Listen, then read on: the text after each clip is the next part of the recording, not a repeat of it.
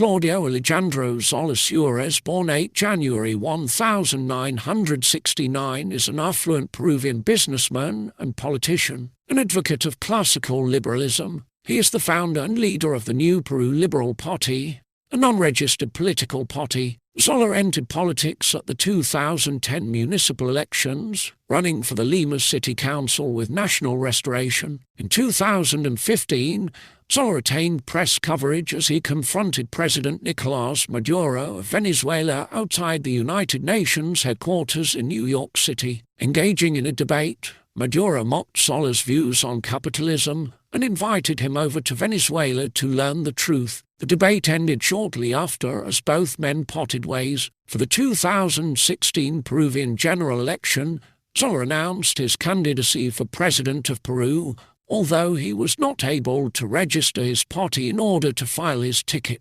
Subsequently, he signed a political accord with Peru Nation in order to run for first vice president, with Francisco Diez Canseco Távara as the presidential nominee. The ticket was eventually withdrawn before the election, as the polling was extremely low for the party. Currently, Zolla is running for second vice president with National United Renaissance.